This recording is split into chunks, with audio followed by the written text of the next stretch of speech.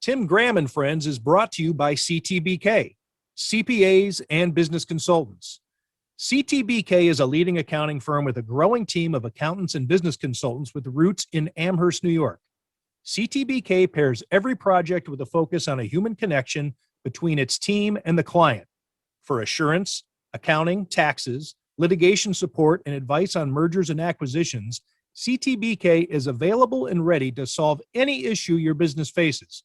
For a consultation or to request a quote, call 716-630-2400. Again, that's 716-630-2400.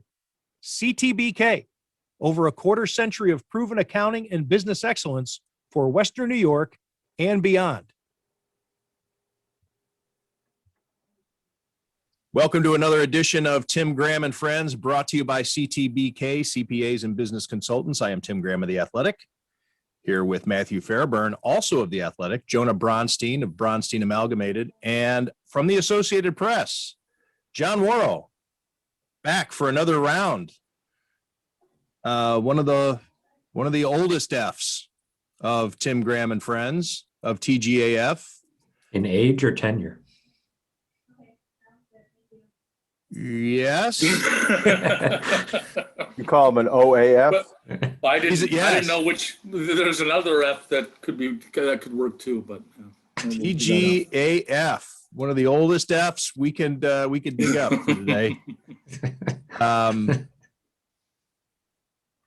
John Wawrow, thanks for joining us. I figure it's time to talk about the Sabres. We have a trade deadline coming up, which is always fun. We can discuss whether or not the Sabres should be buyers or sellers, and just the state of this team. I think the last time we spoke, Ralph Krueger was still the head coach. Yeah. There's been a bit of a spark. I mean, the team looks different, obviously, because Don Granato has made some changes, of course, and you'd expect to see some kind of life based off of that. And also Linus Ullmark coming back, maybe the most important of that. Jack Eichel's still out, of course. Anyways, we'll just open up the floor to our guest here. The state of the Sabres. Where is this team now? And that's such an intriguing question because, we all thought but it's open-ended, but we all thought that, when Krueger got fired, it's like we're on to another coach, and who the heck is this Don Granato guy? He's been a journeyman. He's been in the ECHL, the AHL. He worked with his brother for a year. And then, a funny thing has kind of happened over like the last 2 weeks is that I've started wanting to listen to Don Granato on these Zoom calls that we get on a daily basis because he seems to have the pulse of the team, and it's resonating with the team. You've got players that are repeating things that he said. Curtis Lazar, for one, did that a couple of weeks, last week before he got hurt. And just before, in discussing, we're not here. Curtis Lazar said, we're not here to end the drought. This was the day after they blew that 3-0 lead and extended the drought to 18 games. We're here to continue building, and that's been Granato's message. Now it's a short. We've got a small window to see what Don Granato's done, but what he's done and what he's gotten out of this team with Linus Ullmark back, mind you, but what he's gotten out of this team, I don't know if anybody really anticipated that. In how they're playing and how they've improved and how they've showed, even Lindy Ruff. I asked Lindy before they played the Devils, I don't know when it was, a couple of weeks back, what's the difference? Actually, sorry, it was David Quinn, the New York Rangers coach. I asked what the difference he saw in the Sabres, and he said they're playing on their toes. Is that an indictment on Ralph Krueger? Probably. I mean, and is that, what's that say about Don Granato? And can Don Granato do this over a longer term period? But I think this puts him into the equation of being a bona fide coaching candidate to continue after this season. All right, but how careful do we need to be? We do get a little extra excited sometimes. There's a new coach, a new message. It seems refreshing. We went through this with Ralph Kruger. We went through it with Tim Murray. We went through it. You can go on down the list. We talked about it on the show last week, a column that Jerry Sullivan wrote, how refreshing it was the way Mike Malarkey addressed the media at his introductory news conference. So, well, after Greg Williams, yeah, sure. There is a trap Yes. to avoid here. I don't know if there's a question in there other than just a point to be made that, all right, how about this? Here's the question. Who's to say that any coach would have made this difference? Because if you say it's an indictment perhaps on Ralph Kruger that the Sabres are playing on their toes, couldn't any coach have made that? I mean, so maybe, do we want to really emphasize Don Granato here? And again, I don't want to take away from him either, because I don't know the guy and it's a short sample size, but I think a small sample size. I get it. But maybe the small sample size is reason just to be weary. And we know that this is an ownership that is easily impressed.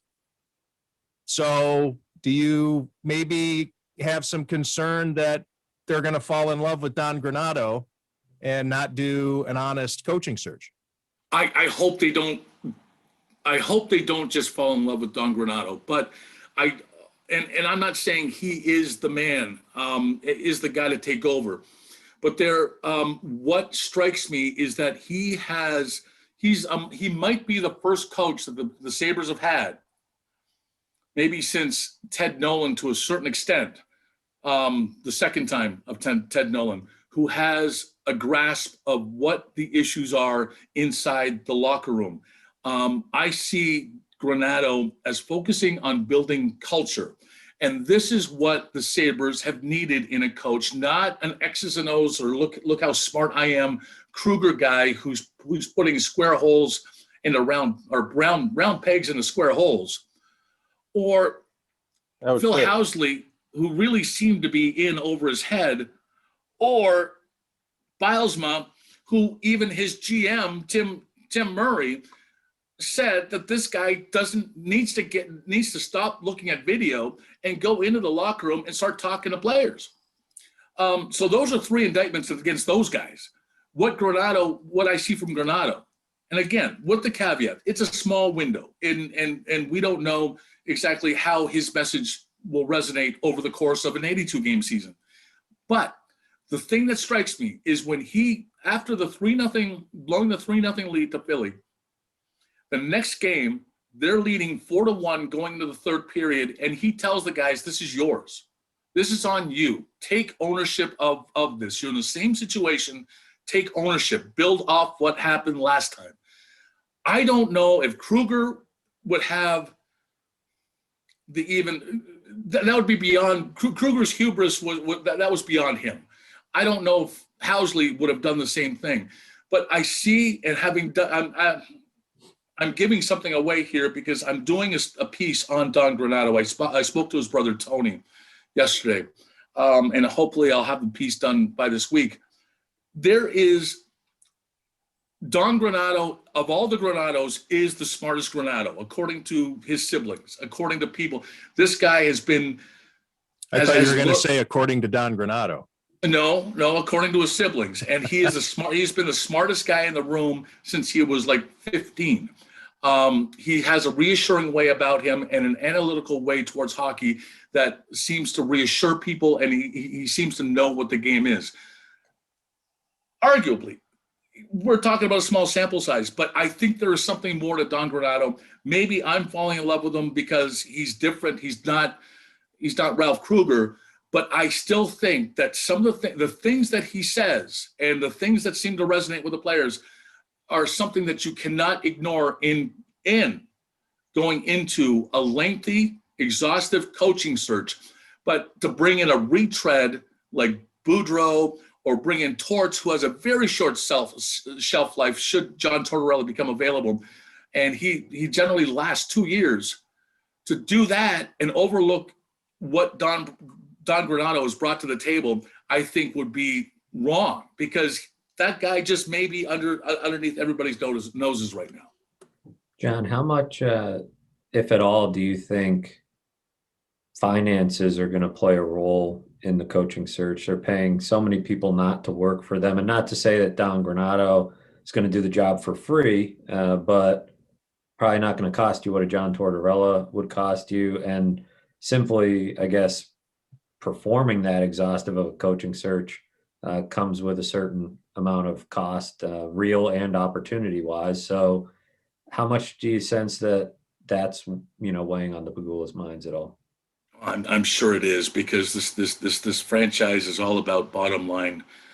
Even when it's I'm terrible at cliches. Even if it's the save a dime or save whatever. They spend money. Oh, wait, you got to finish that thought. I don't even know what it was. It's the Penny wise, what is pound it? Spend a foolish. dollar to make a dollar? Or Well, something? it's You can stick your head it- up a butcher's ass, but I'd rather tell that it's- Tommy had trouble with that one too. it's a sign. I mean, to save a nickel to spend a dime or something to that effect. I'm not sure how that goes, but they they talk about wanting to be cost efficient, and yet they tie themselves to salaries that they just agreed to. They're paying how many GMs and how many coaches and how many executives. They're hiring people, but I do think that costs will come into play. What worries me is that they might be on their wouldn't be their third consecutive. Kruger was a head coach, but we're talking about a first-time GM and another first-time head coach that could be coming in if they go to the college level, which would be interpreted as being cheap. Yeah, I think cost is going to be a factor, is Tortorella the guy? For 2 years he is. He might kick everybody in the butt, but his voice gets old after a while, and his shtick gets old. And I respect Tortorella because he's very smart about the game, but I just think he's sometimes his own worst enemy. And I'm not sure if he and Adams are going to work together. I do think that they want to give Adams every chance to prove himself. And if that means bringing in a coach who has more experience than him, then perhaps Adams might feel pushed into the corner to some degree, which is actually what happened with Kruger, because Kruger was the one who essentially convinced Adams to go after Taylor Hall, telling Adams that we're one player away. You weren't, okay? You weren't. What do you think of, I think you make a good point about Tortorella probably being a short-term relative fix, right? 2-3 years. He seems to get, production in bursts and then kind of flame out. But I'm curious about ownership's mindset on the coach of a hockey team in general. They've seen Sean McDermott be this stabilizing force for their football team, but that's a completely different league where your head coach can be with you for 10 plus years. You hardly ever see that in hockey. There probably would be a case to be made if they've altered their mindset on hockey coaches that, hell, if John Tortorella pulls them out of a rut for 2 years and in the third year fails spectacularly, at least you've changed the course a little bit. Not saying Tortorella specifically, but really any coach in that way. No, I agree, and the shelf life of coaches in the NHL is short. The Buffalo, I mean, Lindy Ruff overstayed his welcome because I think he got a little bit too fat. Even though, as much as I respected Lindy, and there was extenuating circumstances with what happened with that roster, and they needed a new way of thinking. But Barry Trotz has a system. He's a system guy, but also can get the message across to his players, and that's what's made him successful. But you see, I mean, Vegas last year firing Gerard Gallant just in the middle of, even when they were in a playoff spot. It's kind of a bizarre business, the NHL, when it comes to coaching. But I do think that culture is the most important thing that needs to be addressed with the Sabres, because this team remains fragile. Every offseason, we hear the exact same thing, and no one seems to want to address it, even after Terry Pegula, after firing Murray and Bilesma, says that, we want communication between the players and whatever. And no one ever wants to hear, no one seems to listen to that or hear that. And I mean, when Phil Housley in February of his first season, I asked him, "Did you underestimate how much culture was going to be an issue with this team?"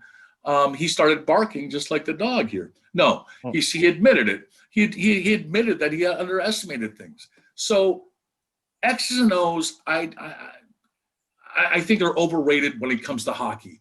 I think culture, especially at this juncture of the Sabres' latest rebuild, it's culture. It's got to be culture. It's like they need to weed out some of the players who have been here too long and have been part of a losing culture, for better and for worse. And so you think Kevin Adams and Don Granato could change the culture from within, from the positions they're already in? I think Kevin has an idea. The more I hear, I think Kevin has an idea of what's going on inside that locker room, and we'll see more when as much as I want Rasmus Ristolainen to be traded because he deserves to be part of a winning culture and a new scenery. I think the guy that needs to be traded is Sam Reinhart. I just think he is a drag on this team. As there's just something that just doesn't fit with him. Why do you say that, John? After they win their first game 6-1 in such impressive, resounding fashion, Sam Reinhart was just there was no excitement. There was no hint of excitement that the Sabres has actually accomplished something and something was off their shoulders. Maybe that's the whole next game at a time thing.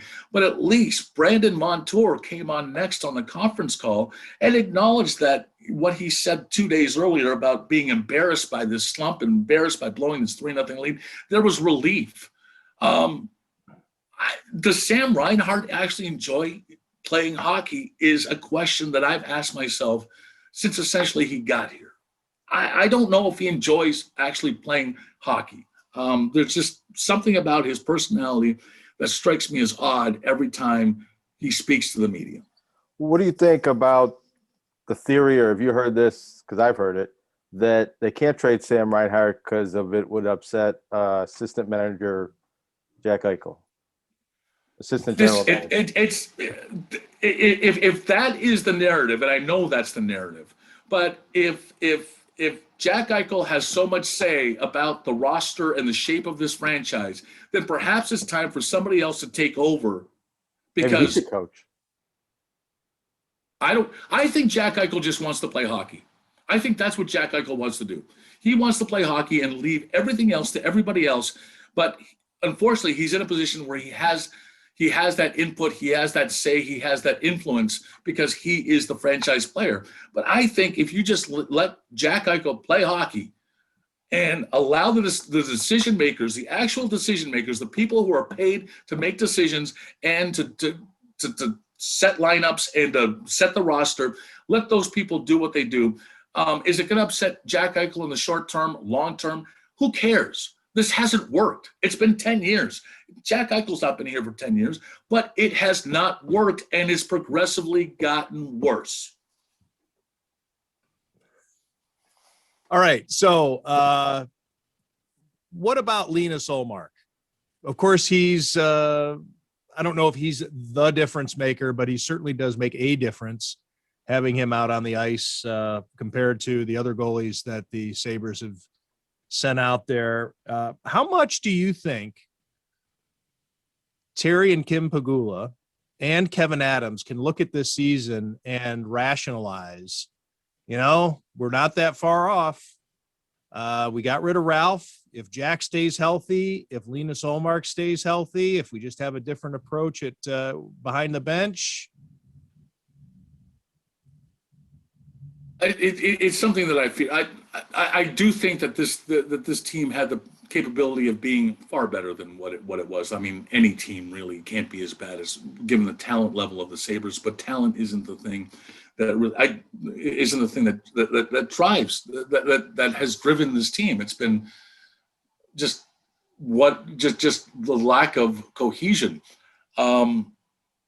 I think Linus Allmark has made a case that he has a chance, or that he's deserving of a starting job, whether it's here in Buffalo or wherever, but if he stays healthy. But I do think the Sabres need to upgrade their goaltending, and that's where Ukko-Pekka Luukkonen comes in, where I think he can maybe eventually be groomed to share that role with Linus Allmark or whomever. We don't know what Pekka Luukkonen can do at the NHL level, but let's find out. I know there's a big push to bring in that star goalie from some other team, but I think at this point you keep Linus and see what Pekka Luukkonen can do next year. And I'm going to stop saying Pekka Luukkonen, but I still think that this team has a fragility to it. And the fact that you make big splashes just doesn't work. Taylor Hall wasn't the answer, but he wasn't really the problem. And you could have addressed so many other things with that kind of, with the money that they had. Maybe Dominic Cahoon would have been, he would have been kept had they not signed Taylor Hall. And that might have helped the bottom six or bottom three lines as far as depth goes. I think they have enough talent coming up in the system, which is something this team lacked. I also think that they have the nucleus of something in place should Rasmus Dahlin be allowed to develop as the player that he is and not being fit into a wrong system. And I think they've got something in Dylan Cousins if he stays healthy.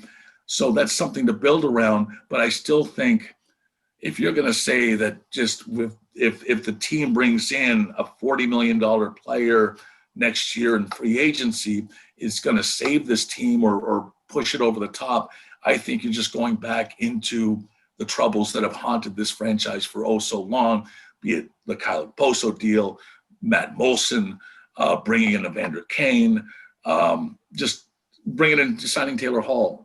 Those things don't work. They need to target what the core of this team is and build around that. I wonder how much the NFL money will affect things. And I think it lends itself more to Matthew's question earlier regarding hiring a coach, because of course you have salary cap restraints in the NHL. It's not as though because the broadcast deal money in the NFL, the Pagulas can spend $30 million over the NHL cap. Can't do that, but they do have more money. They do have more disposable income that maybe that might affect how they address not only the coach, but all of the shortcomings that they've had throughout the front office that I think they've realized that they probably should have realized before they decided to get leaner and hire some scouts and some assistant general managers, plural, and whatever else it takes to build a front office that at least resembles the other 31 in the NHL. The Sabres will be getting a little bit more money with the TV deals with ESPN and the yet to be announced deal, which might be either with Fox or NBC. There's going to be a side deal coming. So there will be some money coming in. But if I remember correctly, I think the Sabres were projected to lose $60 million in revenues, or actually it's going to be a net loss of $60 million because of this pandemic. So you can see where the Pagulas actually opened the Pagulas' eyes into believing that, oh, geez, that's not good, and we haven't had a winner. So I think money will play an issue. I'm curious to see what happens with the stadium and the arena reconstructions, whatever this feasibility study finds that's going to be shared with the governments shortly. I wonder how much payout is going to have to come out of the Pagulas' own pocket too. So you're going to have to take that into account. Yes, the Bills are making money. Yes, the NHL will be getting a little bit more revenue into the system, but I still think that money is going to be an issue involving PSC because of the cost outlays they're going to have to make, whether they renovate the stadium or build a new one, and with the renovations that are going to be needed at that arena. To Tim's question, how badly are NHL teams as a whole doing financially?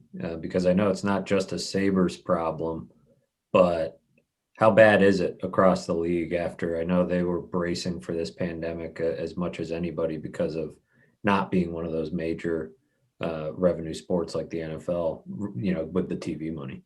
Well, I mean, I know the Dallas Stars owner who had whose money was tied up into the hotel and restaurant industry. I know obviously he took a huge blow, and I'm sure there are a lot of other owners around the league because there was no real bracing for this. No one anticipated the pandemic coming until the pandemic hit, and I don't think anybody realized how long the effects are going to last. So I think the entire league is hurting. I do think there's going to be a quicker turnaround. I think the money will come back, especially with the ESPN deal, which I think is important for the NHL to be on that platform. And I think ESPN has the chance to hopefully not do the same thing it did the last time it had the NHL rights deal and essentially ignore the NHL. But with the Olympics coming up and the prospect of NHL players returning to Beijing, I think there is a way where the owners will be getting money quicker than hopefully expected, and they need that. What about Seattle's expansion fee too? How does that help? Ooh, right.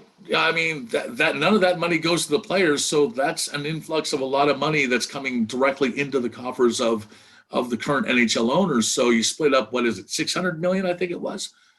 Divided by 31 teams, that's a good chunk of change that's coming into their pockets. But I can't remember when that money was paid. They may have gotten that 2 years ago or a year ago when the deal was completed. So I'm not exactly sure on the timing of that, but that money does help. So yeah, but still, the NHL counts 50%, just under 50% of the NHL's revenue stream comes from ticket sales. So the faster they get people back in the arenas, the better off every team is going to be. John, let's talk about your other love, basketball. And the Pacific Northwest stood to have representation among the unbeatens last night and failed. I don't know. I'm sure you were watching the game last night. I did. I saw. Baylor was not to be beaten. Now, my son and I had a discussion about this. I said, who do you want to win? Do you care? And he's like, I don't really like either of these teams.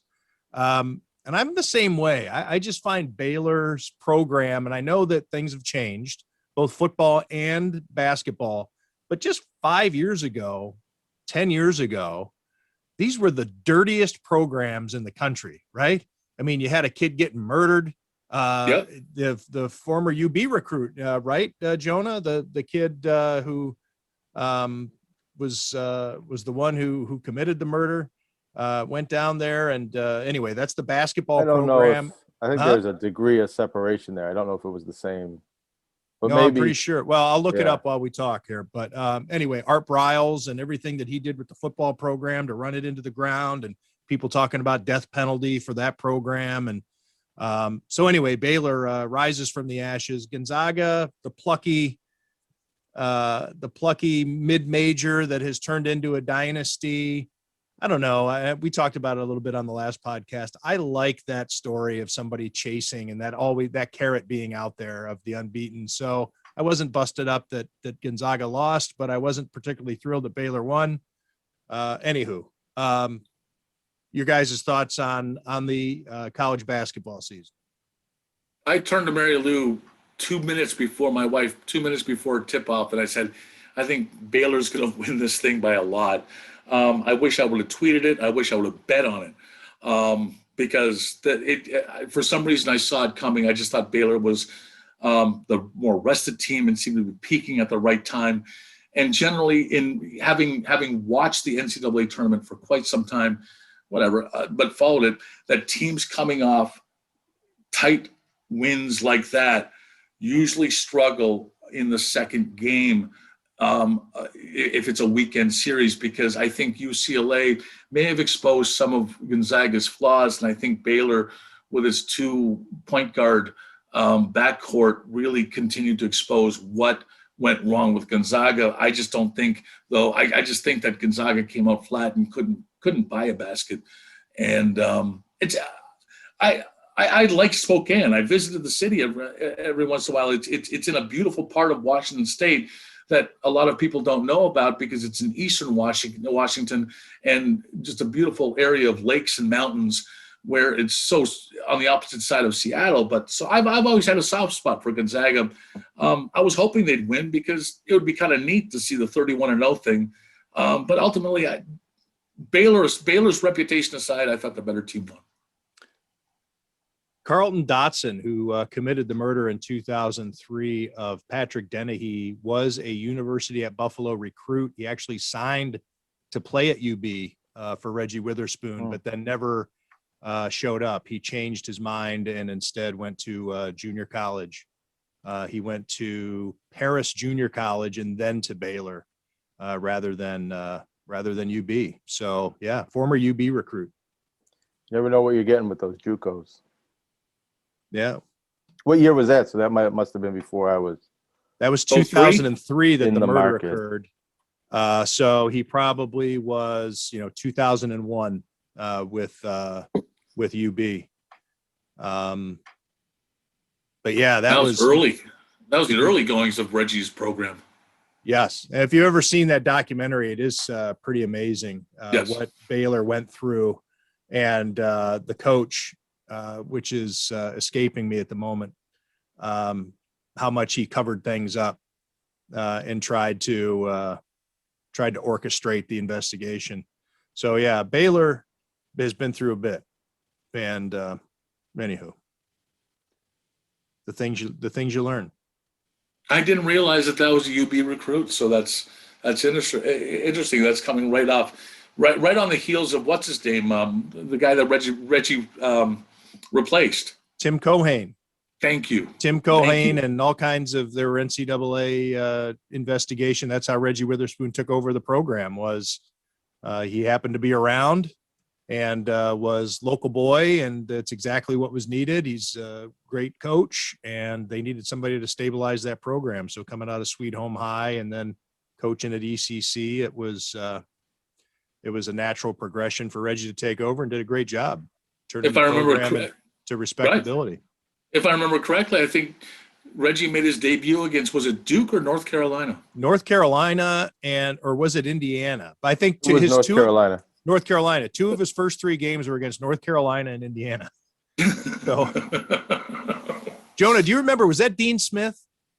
No, it was Bill Guthridge. He needed the first or the second year. It might have been the first year without Dean Smith, but they were number 2 in the country. Right. And then Bob Knight. So those were two of his first three games. I arrived to cover that program. My first game I attended was Reggie's first win. I want to say it was one of the directional Michigans. But yeah, it was baptism by fire for Reggie Witherspoon. There's no South Michigan. Well, maybe we should start one. I mean, that'd be Windsor. Online. My hometown. We'll do online college. We'll hook it up with Rio Salado and University of Phoenix. Don't forget New Hampshire. Yeah, right, Southern New Hampshire. Not far from my hometown. Before it became an online thing, it was a popular spot for Haverhill High graduates to go. Southern New Hampshire was? Yeah, and then all of a sudden I'm out in Missouri at college and I see commercials popping up for it, and I'm like, what the hell? It started to become a thing. But yeah, it's not far from where I grew up. It's like right down the road. Dave Bliss was the coach at Baylor when that scandal hit, and Scott Drew replaced him. He's been there since. Yeah. Yes, he has been. And Dave Bliss was a coach of some repute, mostly at New Mexico, taking the Aggies to the NCAA tournament a handful of times. Before that, SMU, before that, Oklahoma. But Dave Bliss went to Baylor and was fired after the 02-03 season in which that murder took place, and has not coached Division I since. But that documentary that I suggested, I'll try to get a title for you guys, but I've seen it twice. It's really good. And Bliss is just totally totally oblivious / just in denial that he had any role in any of this. He's on tape talking to detectives, and he's got his assistants that are throwing him under the bus, saying he wanted us to cover up this and cover up that. And he's doing this interview, Bliss, so bold, at on the court at wherever he's coaching at the time. I don't know if it's a high school or a NAIA school or something like that. And shortly after that documentary came out, I think he was fired from that job too. So, anyway, Well, we see I guess this- you we should see- be proud of Baylor for coming back from that. But Scott Drew is building up his basketball program while the athletic department is overseeing one of the worst football scandals in college history. So, I don't know. Bryles actually coached. Bryles actually brought Baylor up here to Buffalo. I covered Bryles. I'm sure he remembers it. Oh, I'm sure. No, that's when he had that can't miss quarterback who apparently missed. Petty. Was that? Bryce Petty, right? That's who it was. Thank you. Thank Yeah. you. And I mean, All right, yeah, that was, we've stumbled through this conversation enough. What else do we want to talk about? This has been. I've knocked over my microphone. Your dog's I barked? cleared my throat right That into was the my mic dog. earlier in the podcast. Oh, is that your- I tried some special effects by bringing in a movie clip that totally failed. This has not gone smoothly. I just realized I forgot to hit the record button. Very funny. Is that true? No, No. it's right up there. We can No, it's- see it. Why it don't you says- see it? I was thinking, good. Maybe we're better off. Right. John Wawrow's trying to fit square holes into round pegs. I'd be ahead. But Which then he actually rattles does. off Which Uka actually Pekka does. Luukkonen. There's just too much extra room. Well, it does. I mean, it's those sails in the wind in our sails, or the sails in our wind, and it summarizes what the Sabres have been the last 10 That's years. the second Mike Malarkey reference on this podcast. This- Although he wasn't the first to say but it. Bulla was the one. Yeah, Hank Bulla. Bulla said it first, but I think Malarkey repeated it. Yes, I think it was Geron. It might have been Geron, all right. Well, but you could be too many right. I don't know. buffoons to keep track of, including these four. All right, What do what you else guys do we like want in to the talk Masters? about? The Masters? I Who don't do you know guys anything like? about it. What do you Nope. want to tell us about it? Golf Matthew? tournament. Jonah's an expert now. He's in our pool. I'm So in the pool. I am not an expert, but I am going to have to figure out who's going to win and then predict. I won my bracket. No, wait, I didn't. Mike Rodak won the bracket, but I came in second. Okay, Matthew, you brought it up. You have to give us an analysis. well, I have my bets are here somewhere. I put my money where my mouth is. I've I'm got just going to Victor pick the same Hovland. four players now. I've got Victor Hovland at 45-1. Cam Smith at 50-1. He's not 50-1 anymore. Matt Fitzpatrick, Webb Simpson, and then I did like Patrick Reed, Daniel Berger, and somebody else that I'm forgetting. I don't know. It's going to be different than the fall, because the fall was a much different course setup or course conditions. It was a little bit softer. It's going to be back to more of a classic setup where it's going to play real fast, real hard. It was a little bit too easy. I don't think you're going to see a 20 under winner like Dustin Johnson, but interesting tournament because Jordan Spieth is fresh off a win and everybody loves Jordan Spieth. He's now almost the betting favorite after being like one of the worst golfers on tour for a little while. He was playing so poorly for one stretch. So a little bit of a redemption story there. Got the beefcake Bryson DeChambeau on the driving range, just acting like a lunatic. So that's kind of fun. DJ defending. I don't know.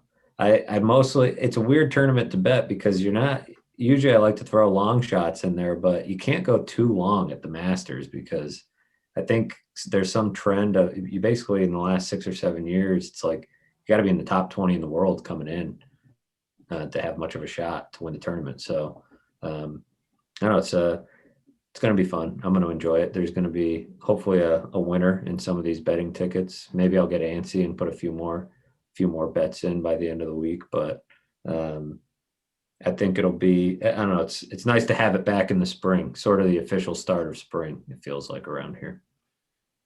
I heard from our good friend and fellow degenerate gambler, Chris Baker, last night at halftime of the basketball game. Chris Baker, of course, he comes to mind because of the golf betting here. But just to put a bow on things, he was very, very excited at halftime to let me know that Gonzaga was a plus 160. And then quickly, in the span of a couple of minutes, went up to plus 195. And then went back down to plus 150. There was a fluctuation there, but people were going nuts. And everybody wanted that sweet, sweet Gonzaga action at halftime. I woke up to the same text. It did not go well. I didn't watch the game, but I woke up to two live updates of Gonzaga's money line, which is just a tease. We can't even have live mobile wagering. So unless you're sitting there at the sports book, and there's not even seats at the sports book, we can't have nice things downtown. I think we need more Cuomo scandal, because that's how we trending got towards getting legalized it. marijuana. If we have more scandal, he's going to keep throwing things out there, and I think that the mobile betting is the next Apparently it's- appeasement. It might sneak into the budget. Let's tamp down on the scandals. It's like, this has been horrific enough. Okay. There might be mobile sports betting in the budget. They're talking about it, which could be relevant to us here as sports reporters. I think that it's an interesting journalism conversation to be. Yeah, I think it is it's a big part of the future of journalism, is knowing you at least need to be semi-fluent in gambling. Well, what's interesting is on that note is Bally buying up a lot of the local Fox sports franchises. Bally's. Bally. Okay, see, that's how much I'm familiar with the sports betting industry. But I think that is a sign of where things are going to be going. And some people actually imagine that they'll have the odds in a sidebar. As the game is progressing. I mean, that might be that's something that some people are actually proposing, because now you've got the NHL actually aligned with sports betting. The NFL too. I mean, there's a lot of these leagues are starting to. PGA has been big in it because I think that opens up a whole different demographic to golf. I think it's a big reason why I was glued to the Valero Texas Open for probably 12 hours of coverage last weekend. I mean, God bless you, Matt. All for naught, but I enjoy watching, in part to, when you have a little bit of action, but also, I don't know, it's a gateway into the sport, and they've really, ramped up their involvement with it and sort of just, gone all in. At this point, it's not taboo to jump in on that. And it's funny, we have our gambling expert, Joel Stanishevsky, like on the line from Vegas, which feels like old school, like we got to call out to Vegas to get the gambling skinny, which Joel's very good. But it's like, there was always somebody from Vegas. Now we're getting pretty close to, a good chunk of states here. It'll be interesting, because I don't think every state's going to do it. No, some state constitutions are sticky and complicated, including New York's is a little weird. And there are a lot of states that are going to want to protect their lottery system. They view that as, they don't want people betting on sports. They want you to buy their scratch offs and play their numbers and that type of thing. But it's interesting to see the transition. And I noticed it on the Sabres. Whatever Sabres game was on NBC Sports recently. Was that the Flyers game? Boston. Okay, so they were teasing the. Oh no, the Flyers were too. There was the Flyers. You're right. Yeah, there was a doubleheader. So it was the national broadcasters, and they were talking about the betting, and the play-by-play guy. It's a promo. Obviously, you can see there's like a little graphic built in, and the play-by-play guy's talking about the second game, which is the Vegas Golden Knights against whomever. And he's telling you about the money line or whatever. And then he brings in the color guy to give his thoughts. And the color guy actually says, am I allowed to talk about this? And he wasn't joking. Like, he was thoroughly confused because the old thing is, you're not even to acknowledge gambling. If you're a broadcast journalist, it is frowned upon because the leagues didn't want you even referencing any kind of point spread or odds or anything like that, because that was just super taboo. And so, yeah, the play-by-play guy had to say, please tell us what you think. And the guy was kind of stuck. So he said, well, I guess I got to go with Vegas from a gambling standpoint. You know, it was like, ha, but he was thoroughly caught off guard. And I think that all your broadcasters, and it would be smart for young journalists, print journalists, to learn your gambling, not only the jargon, but just how things work. You're going to have to learn. And you know what? You know, it really sucks. There's a lot of people out there who are anti-analytics. Guess what gambling is? Nothing but analytics. It is just algorithms and odds. And so, Well, it becomes a Yeah. tricky spot too, doesn't it? When you're like, somebody's like, what do you think of the Bills against the spread this week? well, And it's you like, don't whoa, need to, you don't I'm need to not make a giving pick. You don't need to make a financial pick, advice but here. You know? right. But you need to be able to maybe say who the favorite is, and based on the betting, like this team is favored by this. You don't need to actually take a stand or say, this is what I'm betting. What were you going to say, Jonah? You look like you have a, I was going to say that you're acting like it's learning French, and that some of the dumbest people I know are fluent in this gambling language that you talk about. And I get your point that if you're gambling averse, maybe that's going to I think it's hard. I think, yeah, I think of all the there's people a in your young life. journalist that's like, oh, I don't know how to write in spread format. Think of all the people you know in your life that you may have a conversation with, and I have to explain to them what a point spread is. Yeah, I don't know Yeah. that many people that don't watch sports that I would have to have that Yeah, conversation. I think you need to know what a The plus. All money right, so line, even too. the Like- average sports fan, I think, has no idea what plus 150 is No, and or minus 110. I'm in that boat. I'm not even an average sports fan. I Right. cover the So there you sport, go. so And the yeah. money line aspect is definitely a little bit confusing for a lot of people. It Sometimes you have a becomes- point spread and it's a minus 110 because they need. Well, that's what I thought you meant. change the That's a point spread, little so they change the betting. second semester gambling language Right. talk there. But I think most people understand the money line if they don't maybe know all the math. But also, Maybe like, not. kind of knowing what those numbers are telling you is kind of an interesting, like when we did that story during the Bill season, you know, from the sports book, and it was kind of cool to watch the live numbers, you know, fluctuate, you know, seeing what plays did to win probabilities. Like Tim mentioned, it becomes kind of an analytics, you know, crossover. And it does help you understand a little bit narratives coming in. Like, we started this conversation with golf. Well, like it's kind of fun to watch. Like Jordan Spieth, you could have gotten him at like 70-1, like, I don't know, 4 or 5 months ago when he wasn't playing very well. Now he's like 12-1. He's like one of the favorites to win the tournament. So you can kind of, if you're paying attention to it, track the ebbs and flows of the narratives, and that's what it's all about. Daisy knows. Data reporting. But Right. but that said, it's like I'm not sure if I would have counted on if I had known, and I would have the option to take that bet when Gonzaga was favored when it went to 1.9. You were saying It went to like plus 180, I think, which is Or plus- pretty. plus They were a 190. favorite. Plus plus 190. Now I'm assuming that was everything was pushing towards Gonzaga's way. The way The I see it. opposite. It would be the opposite. Like, so Oh, was plus- it the opposite? So like that means you almost double your money if you bet Oh. Gonzaga because they're a dog, and that's what Okay, Baker was got you. excited about. He's saying, look, they're now a dog, and they're gonna win. And he would have No, lost. they were not He going to sure win. I would. would never have bet that's a sucker bet right there, isn't it? But that If is you- also Is that like- if I'm using the phrase correctly?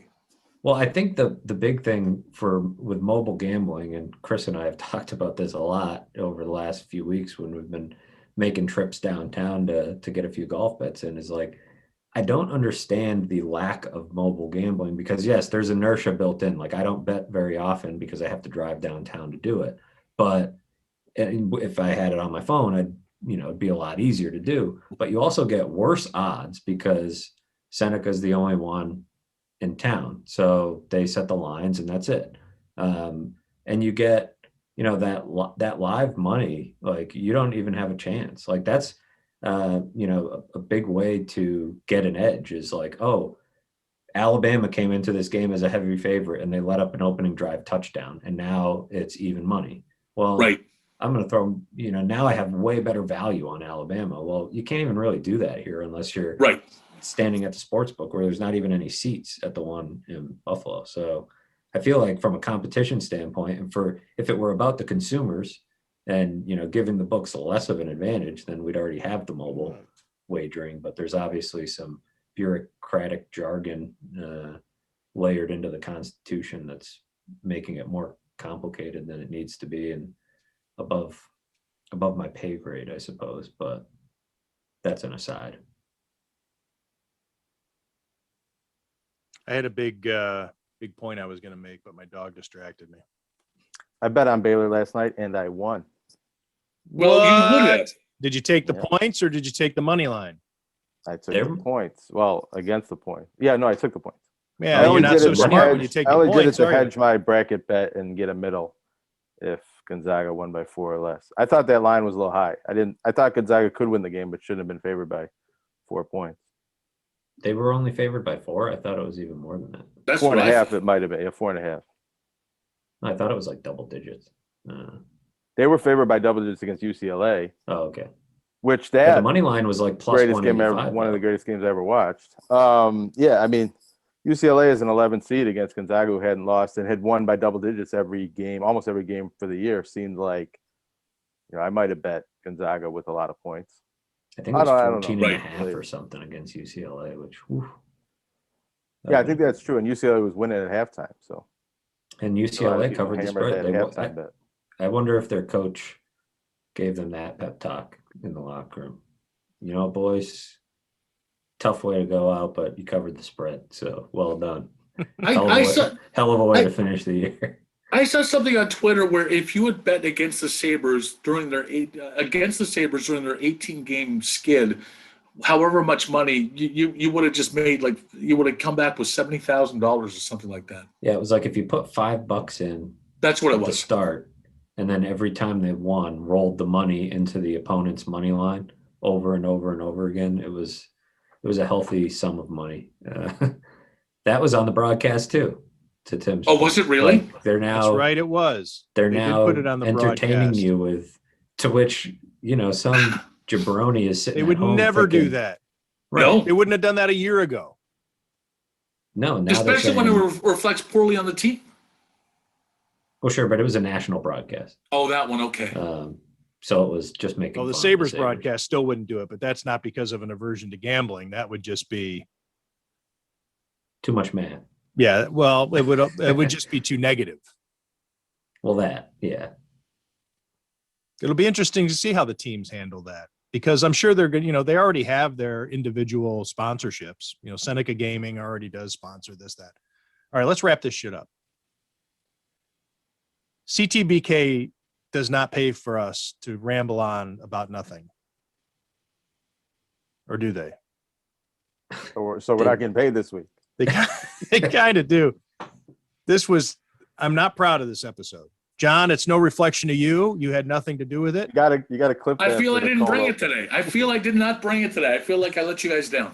No, I don't think any of us Right, brought it. it was good when John was talking. It got sideways when John got quiet. Yeah, you're right. You That's should have just frightening. put John on spotlight and let him go. Since All right, John, nobody's thanks for listening, doing I this. just mentioned one more thing, and it Yeah. doesn't matter because nobody's listening. I don't know. When we were talking about the Final Four, I think we should acknowledge Tara Vanderveer, grew up in Niagara Oh, Falls, absolutely. Oh, yeah. seminary, coach Stanford, national championship, first since 1992. I feel like I'm reading the outro while the music is playing. All right. Well, I'm impressed because I got a chance to cover her team when Stanford came up and played UB. So they played like an 11 o'clock in the morning game, and it was great to be able to cover good women's basketball, which I don't get a chance to unless UB is doing well. So yeah, I'm happy for her. She does deserve more local run. Of course, she is out there on the West Coast. And she does get her mentions on the 11 o'clock news and, the blurbs in the Buffalo News, but she's a local girl and has done very well Um, And a her great background, story with Jonah. their Now, team. go ahead, Jonah. She summers at the Chautauqua Institution every year. Family I've read from that, Niagara yes. Falls, or at least they settled there. Well, they lived, and- they're from Albany area and then came to Niagara Falls. And there was no team that she could play for in Niagara Falls. So that's why she had to go to Buffalo Seminary to play on that team. And her coaching started, I think, with Niagara Falls JV or something like that. Because a few years later, they did have a team. And that's where her career blossomed from there. Went to Indiana for a while.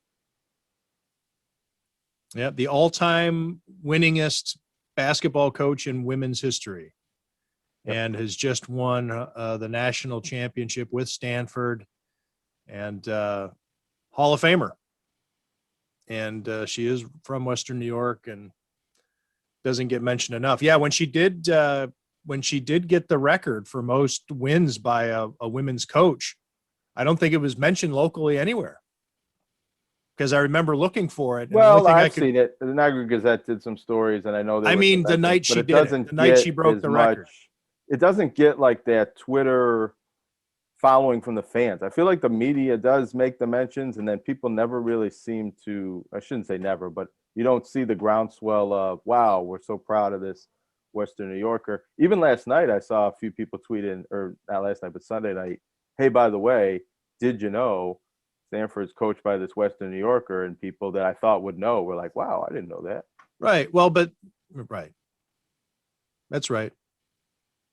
But I good think for her. there's, in part, there's an undue, and for good reason, but there's an undue big influence by UConn when it comes to people talking about women's college basketball.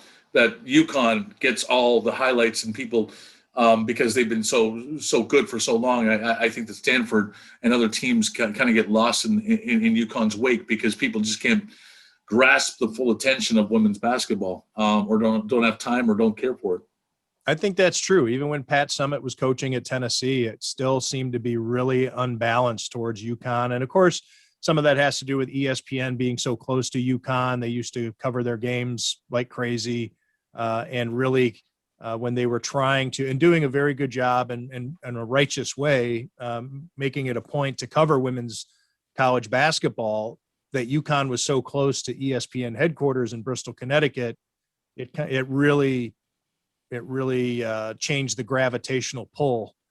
And yeah, I'll be honest, would not have watched any of the tournament except I was flipping through the channels the night that that UConn got beat, and they were down 10, whatever it was, and I tuned in to see if UConn was going to lose, and I probably would have kept going if it weren't that way. They're like the Yankees in that way. Some people like watching them lose more than the fans like watching them win. They did have the best player in the country and the most charismatic women's player I've seen in a while. So I don't think UConn doesn't deserve, at least this year's team, the credit and the attention that it gets. A charismatic coach. I mean, I like watching UConn women's basketball I find myself watching UConn women's basketball more than any of the other teams combined. I don't do that consciously, but they're always the team to watch or have one of the players to watch.